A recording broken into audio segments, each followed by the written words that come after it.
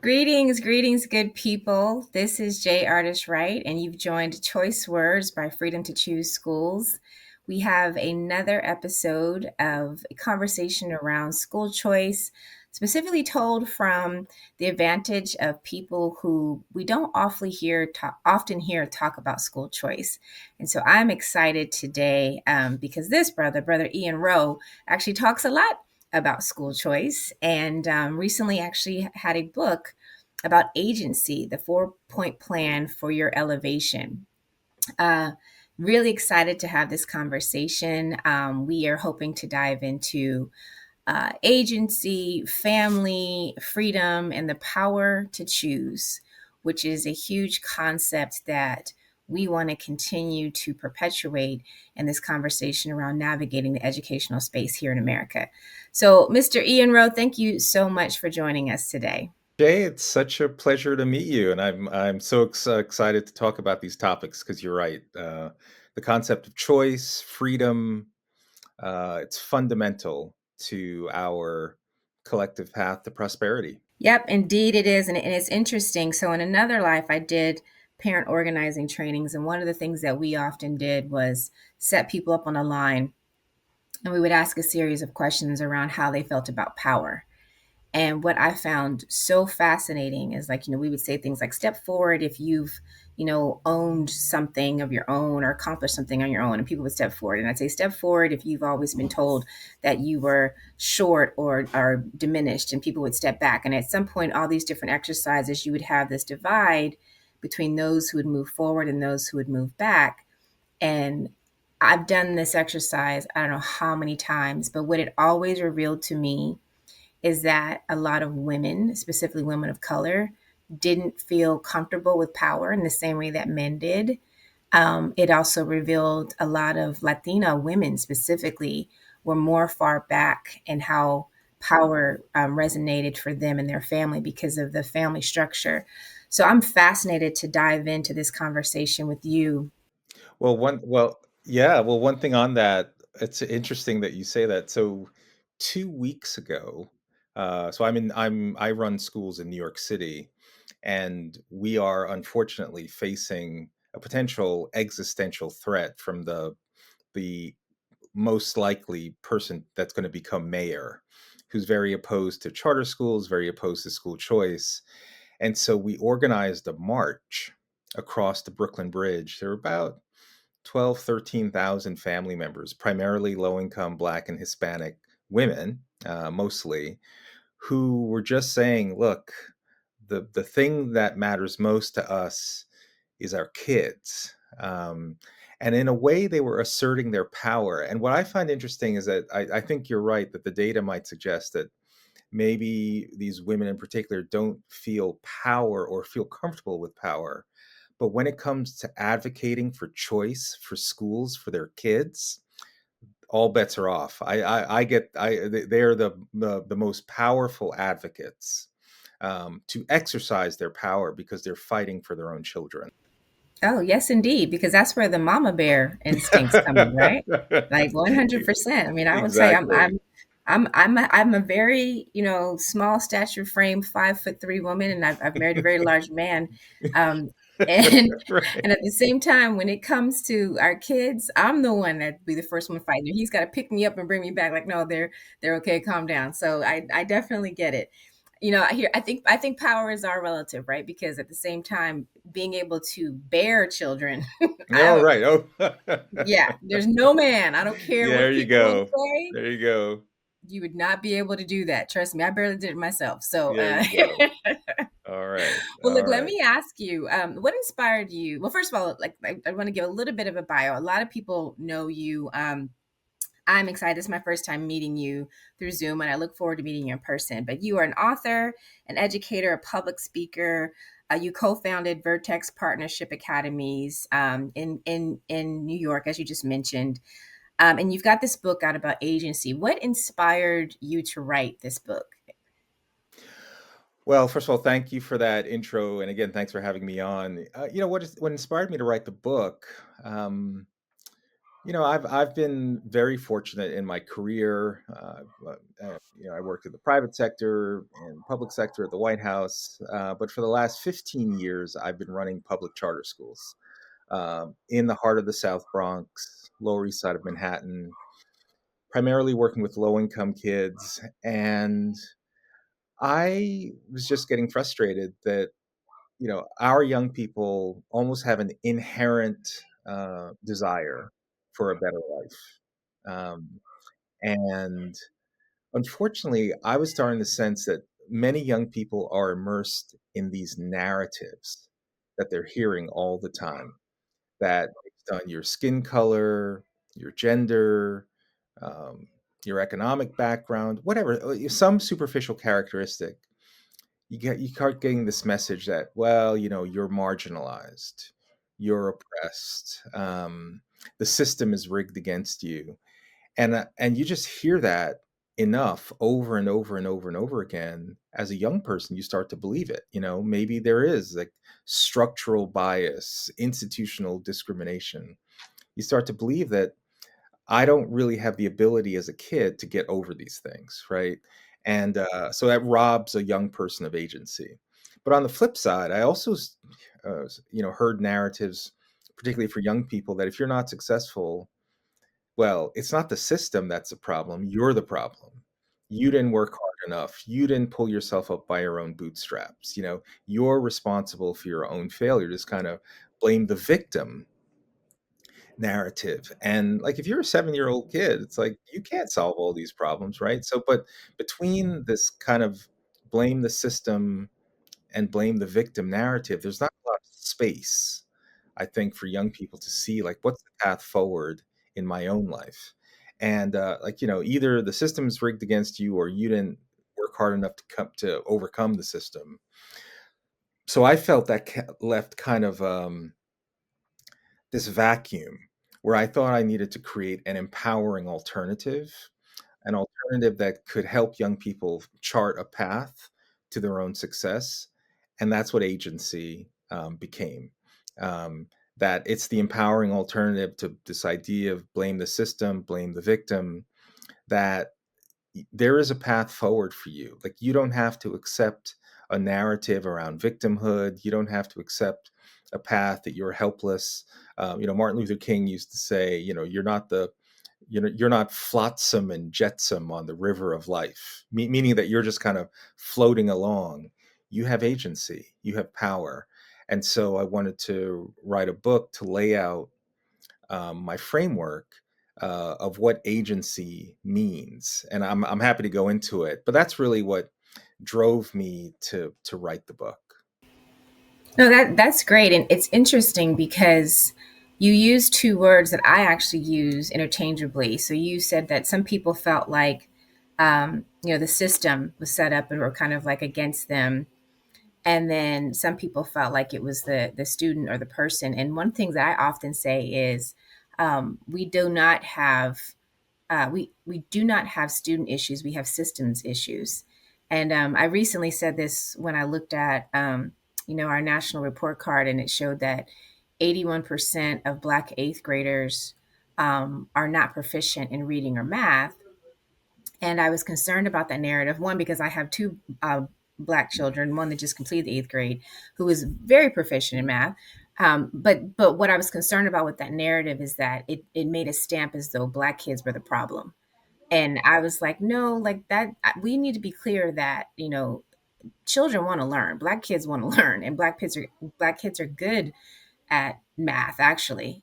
So if something is happening, it is a system failure. It's not a student failure. So just curious, as you talked about this, and I do want to dive a little bit more into the 4 points of agency. Like what is it that you would tell a student around like how they come up and accept their circumstances, but also uh, those 4 points that you discussed? Well, I what I would say to many kids, because for example, Vertex Partnership Academies, we launched it in District 12 in the Bronx, in the Soundview section of the Bronx.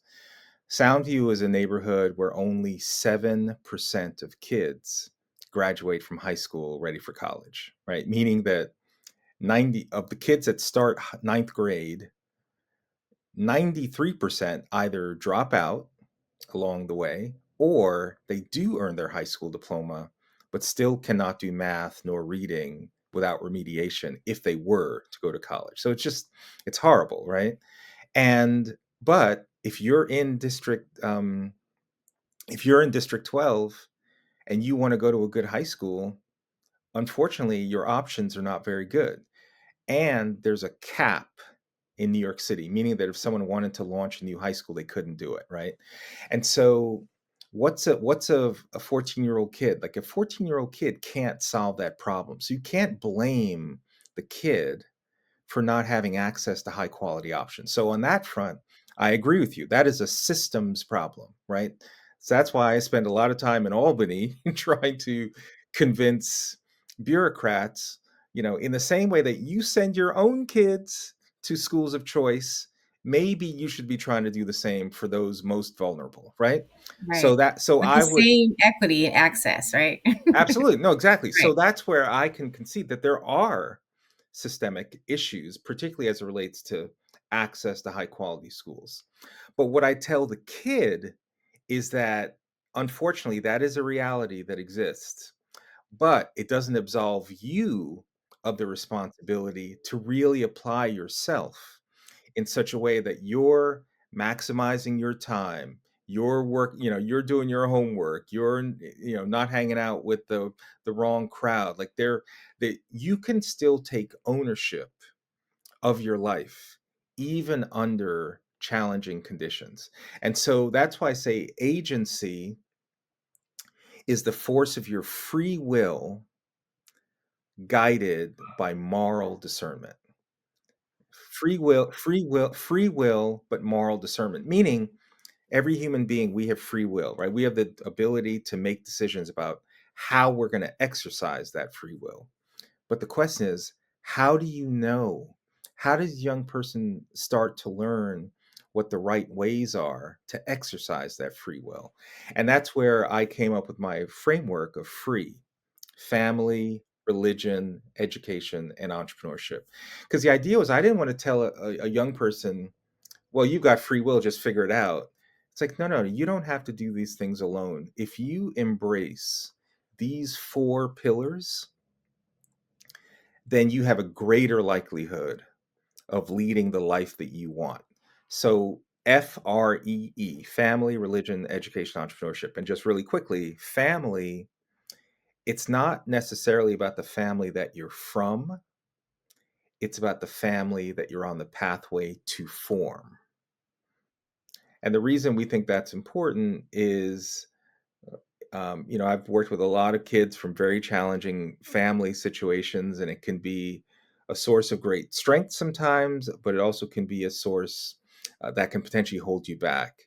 And what I like to help young people understand is whatever dysfunction you may have experienced in the family that you're from, you have the power to make choices about the family that you form. So, for example, we teach a concept called the success sequence at our schools. I don't know if you ever heard that term. No. Mm-mm. But the success sequence is a set of data. If a young person finishes at least their high school degree, then gets a full-time job of any kind, so they learn the dignity and discipline of work, and then um, if they have children, if they get married first and follow that series of decisions: education, work, marriage, then children, 97% of young people who follow that series of decisions avoid poverty. And the vast majority enter the middle class or beyond. And so we teach that. And the reason we don't teach it in a way that we say, you must do this, but we say, look, especially in high school, you're going to be making decisions over the next 10 years of your life around your education, work, relationships, your faith. And so we want you to know what are the series of decisions that give you the highest probability of success. So we teach in what we call a descriptive fashion, not prescriptive. And it really helps our young people because, unfortunately, like in the same district where we're in, the non-marital birth rate is about 84.5%. So nearly 9 in 10 babies are born outside of marriage. So a lot of our kids don't necessarily have visibility to healthy um, married two-parent households. And again, it's always important to say just because a child is born into a single parent household doesn't mean that their life is a failure, nor does it mean if you're born into a married two-parent household is a guarantee. But the data is overwhelming that your chances of success are much greater in a healthy marriage and having children within marriage. And so we do talk, I mean, we're one of the few high schools, I think, that just try to have this conversation with young people that one of the elements of ultimately cultivating agency is actually is related to some of the biggest decisions you make around family. And then the next thing is, in a lot of my career, I've worked with a lot of different types of young people. The ones I saw able to break the cycle of disadvantage usually had some kind of personal faith commitment, usually connected to an organized religion. Christianity, Buddhism, it almost didn't matter what religion, but they were part of a community of people that lived by a certain moral code. And they had rituals like going to church on Sunday, that it reaffirmed that way of life. And the idea was that when you started to confront issues, you had some kind of moral framework to fall back on. And then real quick, the E in free education, the kids I've seen, able to break through had some benefited from some kind of school choice, education savings accounts, charters, vouchers. Their parents, moved to a neighborhood. They homeschooled, but there's some choice that the parent exercised that was the right decision they felt for their kid. And then if the first three pieces are in place, if you're on the pathway to form a strong family, you have a personal faith commitment, usually through some kind of organized religion. If you benefited from educational freedom, that last E is entrepreneurship, because usually you have some kind of problem solver um, um, approach. Like when you confront challenges, you can figure it out. You can tap into networks. You feel you have your family has your back, your faith has your back. So that's my alternative to the blame the system and blame the victim, where I try to help young people say, look, it is true, there are some barriers out there. Like a young person can't get an Albany bureaucrat to suddenly create better school choice laws in New York State, but we're fighting for that. And here's what you can do. I never want to put our kids in a situation where they feel the system is so strong that they are disempowered from having a role to play in their own life. No, and I love that framing because it's almost to the degree of how do you do better in spite of your circumstances. And you and I talked about very briefly my own personal upbringing, where I don't share this often with too many people, but as I look at this free flame framework, it falls a lot into. I'm like, wow, that's actually how I was raised, where I had my mother and father in the house. And at one time, at several times in our life, we had very challenging disparities. My father had substance abuse issues, and we would go from having the greatest house on the hill to literally being homeless and in our car. But one foundational thing, or two foundational things that were always a part of those experiences, were my father kept everyone together. If you are a woman and you're able to go into a shelter, you usually cannot have a man go in the shelter with you. And so my father refused to let us go into a shelter. We literally would sleep in our car because he felt value in having us stay with him as the protector of our family. And I found it really interesting because it wasn't until I was a young adult that I even realized how challenging that must have been for my parents to have four children sleeping in the car, what I mean, having to get up, dress in McDonald's, wash up in McDonald's to go to school.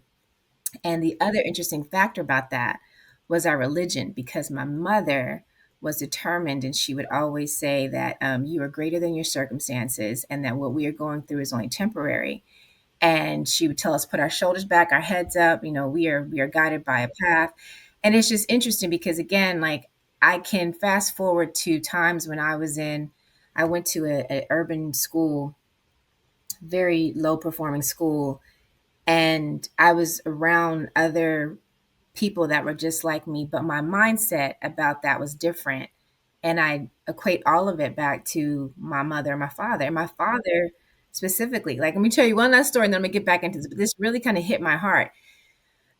My father made us listen to this tape called What Makes You So Strong, Black Man and Black Woman, written by Reverend Wright out of Chicago.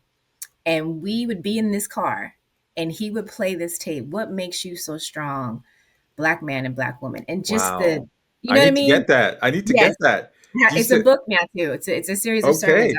I'll send it to you. Is it But it Jeremiah was so, Wright? Is it yes, Jeremiah? Jeremiah Wright, Wow. the From Jeremiah Wright. Obama. Wow. Yes, Okay. Obama's former pastor, Yes, right? yes, yes, yes. Um, in the full circle of that, because here this is like early '80s, and it stuck with me in my entire life. You know, what makes you so strong, black woman that people can, you know, tell you that your lips are too big, your butt's too big, you know, you're never going to make it in society, your hair is too nappy, but then you turn around and you produce Oprah Winfrey's, Mm, and you know, and at that time it was, mm, you know, like the supermodels, Iman, you know, and right. you have people who want to get lip injections and liposuction, and Right. that is like Right. still relevant to this day, right? And I'm sitting there as a little girl, like, yeah, like Yeah. this is true, you know. I love it.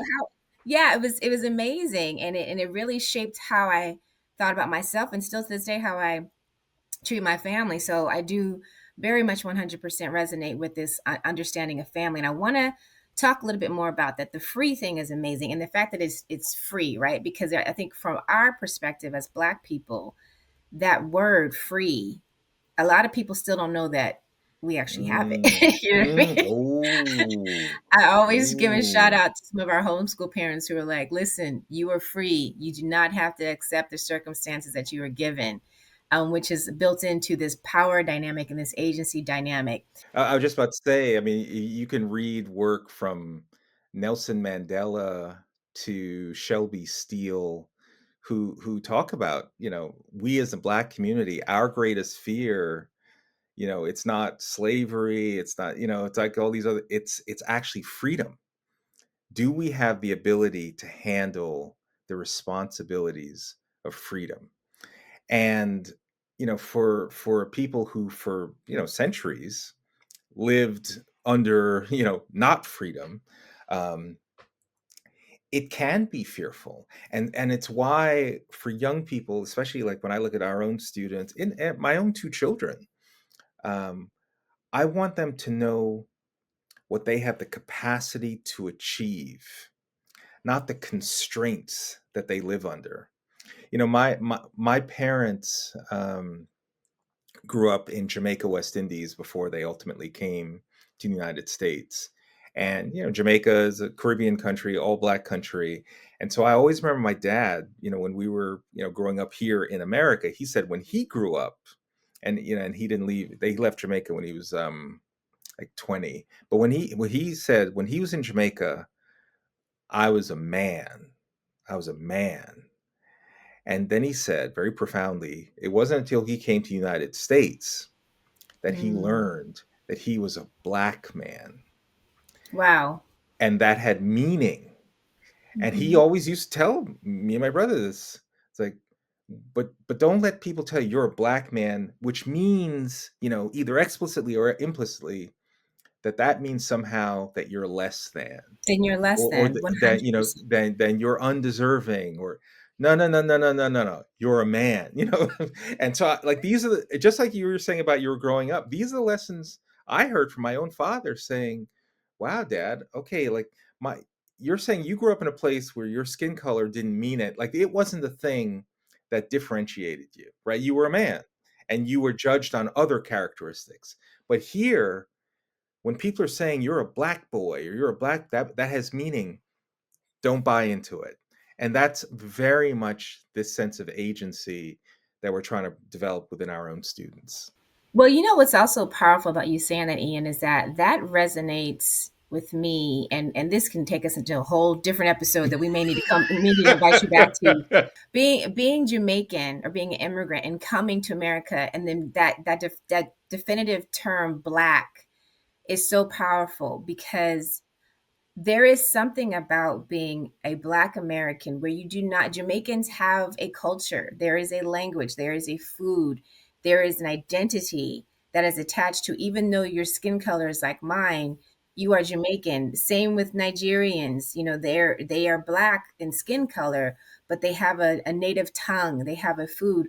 Whereas Black Americans, and some people may think this is controversial or not, but like majority of us throughout the diaspora, we don't know our identity, our culture. You know, our names are still given to us by slave people. And to this day, you know what I mean? A lot of us can't have a direct link to that culture. We've created it. And that's the thing that I find so beautiful about Black people is that, you know, we are the only culture that I know of. We are the only people that I know of that have reinvented our culture. Um, and at the same time, I think to your point, when we circle back to family, I think that's why it's so important for us to honor what it means to have a family and a community. Because when you're absent of a culture, you have to be able to have some strong foundational roots of who you are, right? Yes, 100%. I mean, what's interesting about what you're saying, because I push back a little in the sense of, like, I agree with you. Like, when you look at it, like Nigerians, Ghanaians, people from Caribbean diaspora in the Trinidadian, West United Indian, States, yeah. Trinidad, Hmm. generally they do better economically than the average Black American. There are always exceptions, right? And so that's frustrating. Well, it's frustrating on one level, but also it potentially is empowering in the sense of, like, if systemic racism is such this oppressive force, then why is it that when you look at data like Nigerian Americans or people from a particular background, they seem to do well? What that says to me as an educator is that the culture that you're in really influences what you believe about your own capacity, right? So whether you're a Black American or a first generation Nigerian, if you're taught the what we know are the elements that are most likely to lead to human flourishing, then Black Americans don't have to suffer. Like, we can change our um, outlook on our possibility in one generation, right? Hmm. So this is We what have done it. exactly we have to. Well, let me put it this way: Hmm. some of us have done it, and Hmm. some of us have not. And what makes the difference? And so that's why, for me, family, religion, education, entrepreneurship, because frankly, while I wrote my book Agency, principally with the Black community in mind, those factors tie back to almost group Every every group, every yeah. group in the because they're the Because we're elements all of. missing it.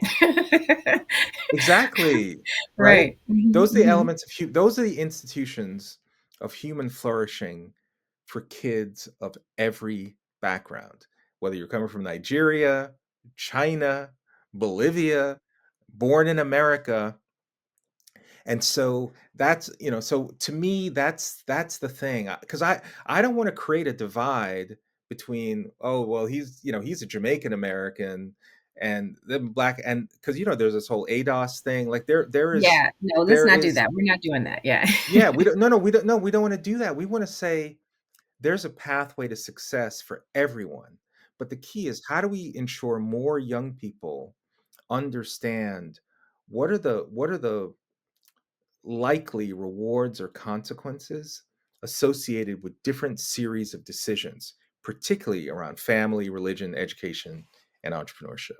No, I agree with you, and it's so funny because we've created such a cancel culture that if you have any difference of opinion with one person's statement or words, you immediately want Oh to polarize gosh. them and cancel them.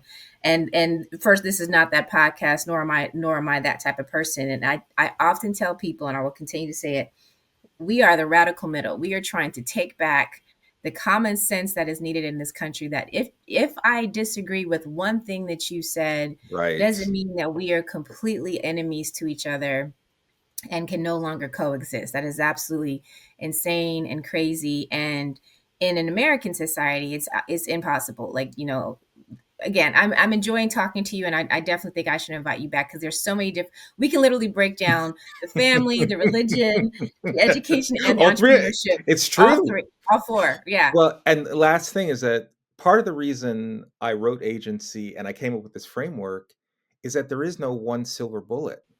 absolutely. You Yeah. know, because when I Hmm. first started writing agency, it was just about family. It Hmm. literally, it was, in fact, the name of the book was going to be "It's Time to Talk About Family." But as I started writing about it, okay, well, what is it that normally leads people to create strong families? Well, oftentimes it's having a religious faith commitment, right? Like and then it's like, well, what about education? You know, and so I realized I had to create like this. It's like an interdependency where each of these elements are what we have to have young people talk about. And there is no silver bullet when it comes to life and the life that you want of your own choosing. But if we can help young people understand that complexity, it's a beautiful thing. It is a beautiful thing. And I think that the day and age of victimhood narratives definitely have to change. We are experiencing it firsthand. If COVID didn't teach us anything, it should have taught us that when all systems are down, what are you going to do for yourself? And how are you going to survive? And what does that look like? And I love this idea of the power that comes with like retelling your story. And again, I have to pick up your book because I have not read the whole thing. I've gotten the cliffs notes of it, and with my introduction to you. And so I do want to invite you back. Um, a lot of this is this mindset concept, right? And we've had guests in the past have said we've got to change our mindset. We've got to change our mindset about freedom. We've got to change our mindset about education.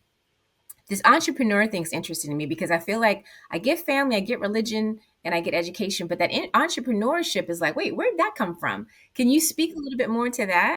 Sure. So it is interesting. So free looks like they're all on the same level, but in a sense, family, religion, education lay the groundwork to build the entrepreneurial spirit. In the sense of the last E is almost the culmination of this foundation that you're trying to build in young people, that they're on pathway to form a strong family, they live by a strong moral code, they've gotten a good education. Well, then what does all that add up to?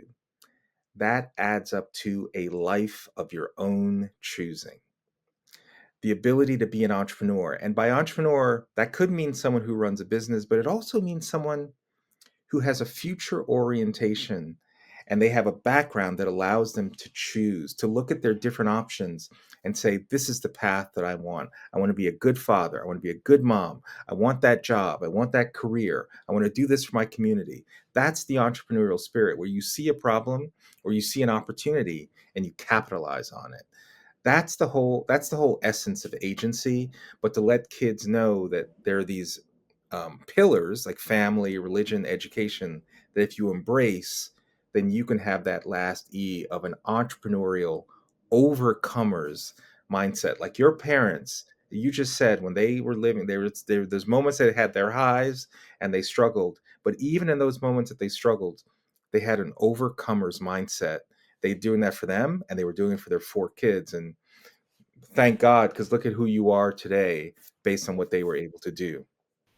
Indeed, indeed. And I thank you so much. This happened so fast. I feel like we didn't even get through half the questions I wanted to ask you. So I do want to invite you back. I think this is an amazing topic that needs to be explored as much as possible, and specifically with our Black families. I am we are cut from the same cloth, brother, in the sense of like this need for some moral code and a reevaluation or reigniting of what Black families should be and what they look like.